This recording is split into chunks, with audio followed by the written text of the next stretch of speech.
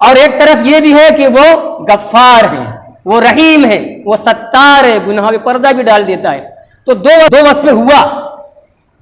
شان کریمی، شان رحیمی، اور شان قہاری جباری، اس کی پکڑ، اس کا عذاب اور اس کی رحمت۔ تو سوال یہ ہے، اور بڑا خاص سوال ہے، کہ اللہ جب وہی مالک ہے، وہی حاکم ہے، وہی رازق ہے، وہی مختار کل ہے، وہی قادر کل ہے، ساری چیزیں اسی کی ملکیت میں، آسمان اسی کی ملکیت میں، زمین اسی کی ملکیت میں، آسمان و زمین میں جو چیزیں ہیں، ان کے درمیان جو چیزیں ہیں، سب کا مالک وہی اللہ ہے، تو وہ اس کی پکڑ زیادہ ہے یا اس کی شان کریمی زیادہ ہے؟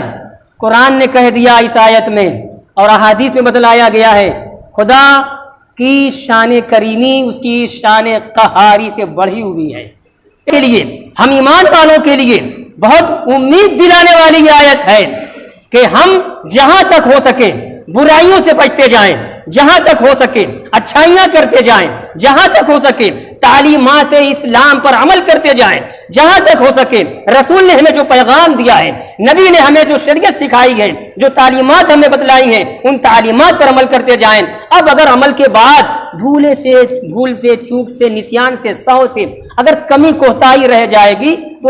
اس کی شان کریمی ہے، وہ معاف کر دے گا۔ یہ مطلب ہوا، یہ ڈھٹائی نہیں کہ جب اس کی شان کریمی بڑھی ہوئی ہے، اس کی شان ستاری بڑھی ہوئی ہے، وہ رحیم پہلے ہے، بعد میں وہ جبار قہار ہے، تو پھر یار اپنا تو بیڑا پار ہے، یہ ڈھٹائی ہے۔ پہلے عمل تو کرو، اس کے بعد اگر کوتاہی کمی رہ جائے تب یہ ہے۔ اب دیکھیے قرآن نے کہا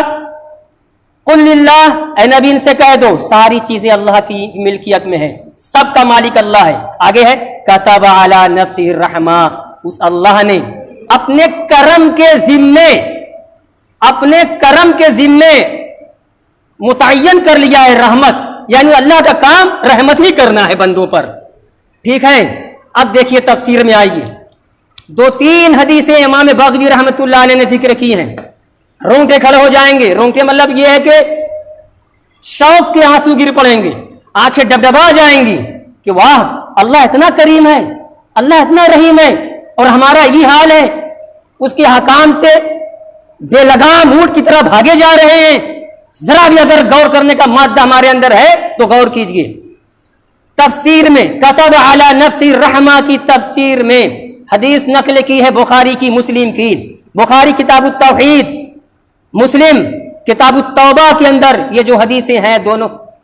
حدیث ہیں، اور راوی صحابی میں حضرت ابو ہریرہ رضی اللہ تعالیٰ عنہ ہیں۔ اللہ کے رسول صلی اللہ علیہ وسلم سے نقل فرماتے ہیں، حضرت ابو ہریرہ رضی اللہ تعالیٰ عنہ نے کہا اللہ کے رسول علیہ الصلوۃ والسلام نے ارشاد فرمایا لما قضى اللہ الخلق كتب كتابا فهو عند اللہ فوق العرش ان رحمتی غلبت غضبی۔ کیا مطلب ہوا؟ عربی متن کے ساتھ میں نے حدیث پڑھی ہے۔ حضرت ابو ہریرہ کہتے ہیں اللہ کے رسول نے ارشاد فرمایا جب اللہ تبارک و تعالیٰ نے مخلوق کو پیدا کرنے کا فیصلہ فرمایا،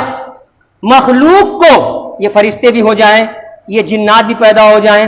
اور انسان بھی ہو جائے، حالانکہ ساری مخلوقات کی پیدائش میں بڑا فاصلہ ہے، بڑا تفاوت ہے۔ ایسا نہیں ہے کہ بس پیدا کیا انسان کو تو جنات کو پیدا کیا، یا ملک کو سب سے پہلے پیدا کیا تو لگے اسی وقت جو ہے انسان کو پیدا کر دیا۔ ہزاروں سال پہلے جنات پیدا کیے گئے ہیں انسان سے، ہم انسان بعد میں آئے ہیں، اور جنات سے پہلے ملائک پیدا کیے گئے، فرشتے پیدا کیے گئے ہیں۔ میں کہنا یہ چاہ رہا ہوں، حدیث کے الفاظ ہیں جب اللہ تبارک و تعالیٰ نے مخلوق کو پیدا فرمانے کا قصد و ارادہ کیا اور فیصلہ فرما دیا کہ مخلوق کو میں بناؤں گا، کتب کتابا، ایک کتاب اللہ نے ظاہر فرما دی۔ لفظ کتاب کا معنی یہ کتاب بھی ہوتا ہے، وہ مجموعہ صفحات کا، اوراق کا مجموعہ جس میں کوئی چیز لکھی ہوئی ہو، وہ بھی کتاب ہے عربی میں، جو جس کو ہندی میں پستک کہتے ہیں، بک کہتے ہیں انگریزی میں، اور عربی میں لفظ کتاب کا معنی تحریر بھی، تحریر تو مطلب یہ ہوا اللہ تبارک و تعالیٰ نے ایک تحریر اپنی شان قدرت سے رقم فرما دی، اور وہ تحریر کہاں رقم فرما دی، اور لکھاوٹ کہاں تھی؟ کہتے ہیں فوق العرش، عرش کے اوپر، عرش کے اوپر جلی حرفوں میں لکھا ہوا تھا۔ کیا لکھا ہوا تھا؟ ان رحمتی غلبت غضبی، اور اللہ پاک کی یہ تحریر شان قدرت سے جو تحریر تھی وہ کیا تھی؟ ان رحمتی غلبت غضبی، یقیناً اللہ پاک فرماتا ہے یقیناً میری رحمت میرے غضب پہ بھاری ہے، میری رحمت میرے غضب پہ بھاری ہے۔ اور یہی روایت لفظ کے تغیر کے ساتھ امام بخاری نے دوسری جگہ جب نقل کیا ہے تو غلبت کی جگہ سابقت ہے، مطلب یہ ہوا ان رحمتی سبقت غضبی، بے شک میری رحمت میرے غضب پہ سبقت کر گئی، مطلب یہ ہے کہ رحمت آگے ہے غضب پیچھے ہے۔ اس لیے جب انسان اللہ کو ماننے والا ہو جاتا ہے، اللہ کی خلاقیت، اللہ کی رحمانیت، اللہ کی الوہیت، اور اسی کو سب کچھ سمجھتا ہے، اسی کو پوچھتا ہے، اسی کے آگے روتا ہے، دھوتا ہے، گڑگڑاتا ہے، سجدہ ریز ہو جاتا ہے، اور عبودیت کی، عبادت کی یہ معراج ہے، یہ انتہا ہے کہ انسان جو اشرف المخلوقات ہے اور پھر انسان کے اعضاء میں، اس کے انگ میں، اس کے باڈی میں، اس کے جسم کے اندر